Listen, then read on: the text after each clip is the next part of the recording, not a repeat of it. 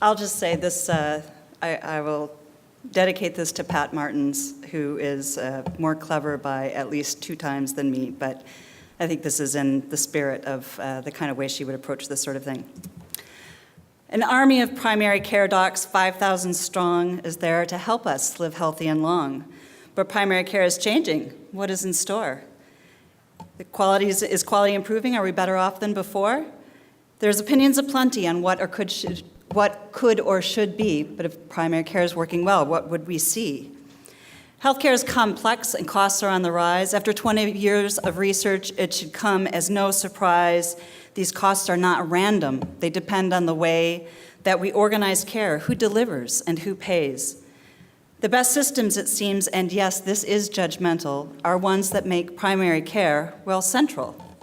The primary care doc is really the conductor of the orchestra of providers that are needed to restructure whatever is wrong and set you back on the path of engaging and functioning and bringing you back. Our research, in order to understand these parts, needs linked data, a subject that's at this conference is close to our hearts.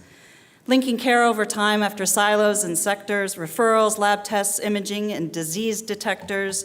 Primary care starts it, but here's a key notion. It's what doctors do, but also what they set in motion. Surgery, testing, rehab, all responses to symptoms of patients in all parts of the system. It turns out these docs don't all work the same way. Some use more, some use less, and yet we all have to pay. Without knowing what we get in return for that moolah, what's the value? What's the outcome? Are we all saying hallelujah? There's so much discretion in care that is given, and not all of the decisions are evidence-driven. All the time we hear of high expenditure users as if this group were happy healthcare choosers. The truth, it's disease, or perhaps end of life, that are mostly the drivers of this hefty price. And regardless of high users, we are all using more. More visits, more testing, more drugs than before. Go back to primary care docs and their difference in habit, because they must also bear some of the responsibility, dagnabbit. If some patients get more and others get less, is this not an issue we all need to address? Especially if it turns out, as they've shown in the States, that spending to outcomes does not automatically translate. It seems instead many high users just get more. More specialists, more tests, more drugs, more galore. Now here is a message often met with resistance. Getting it through takes a lot of persistence, because in healthcare there's a bit of a curse. More is not better. In fact, it can be much, much worse. So primary care docs set the train on the tracks and have different styles, different plans of attack. The questions are why and what can be done to make care more consistent and better for everyone. There's other issues that need attention too, like why does the same number of docs now suddenly seem like too few? So here was our thought. We need to look at how physicians are really working and practicing now. We linked a bunch of data sets, took a 20-year view to compare practice now compared to what they used to do. And I hasten to say the priorities we hype are consistent with family practice of the full service type. And here's the results. Scope of care is shrinking. Fewer house calls, fewer nursing home visits, and continuity is sinking.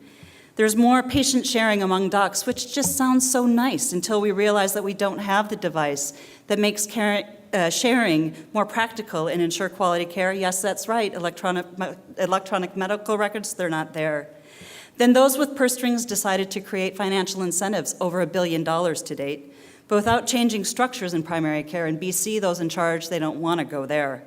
We don't know if they're working these dollars for change, but we can say something about how primary care is arranged. Instead of looking at where docs work to earn their payments, we examined what they do in their interactions with patients. We were looking for signs of accepting full care, responsible doctors, but how to define them and how many are there? We used referrals and oversight and screening and prescriptions, plus seeing you regularly for any old reason. We looked at it all. Do you refer? Do you monitor? Do you prescribe? The long-term medications that can keep patients alive. What we found was amazing and a bit of a shock. By our calculations, 37% of the docs in our province are practicing at the minimum, not taking charge. These are low responsibility docs. That percentage is large. Essentially, walk-ins, it's care without commitment. But is it patients or providers who get the enrichment? Perhaps the way things are now, it's not one or the other. Easy, fast visits for docs and for the patients, less bother. But from a system perspective, does this make sense? I'd say it's inefficient and wasteful with patient-centered pretense. Why does the style have such high adoption? Younger physicians may feel they have no option. Or perhaps it's transient while they decide what to do, or older physicians who are nearly through. But there's also the fact that it's an easier way to simply go home at the end of the day. So here's a few facts about primary care. There's just as many providers working out there, but their approach to their practice is radically changing. And there's costs associated with that rearranging. Monetary for sure, perhaps quality too. Continuity, absolutely. It's down with the flu. I asked at the start, just what would we see if primary care were all it could be? If providers who know you have plans for your care, give you evidence to support decisions you share, access to specialists and others when needed, coordinated by a provider whose knowledge is heeded. How do we get there? Financial incentives are not proving to be the way to make change in the sea. Okay, I'm an academic, I just have to say it. More research is needed, but please don't dismay yet.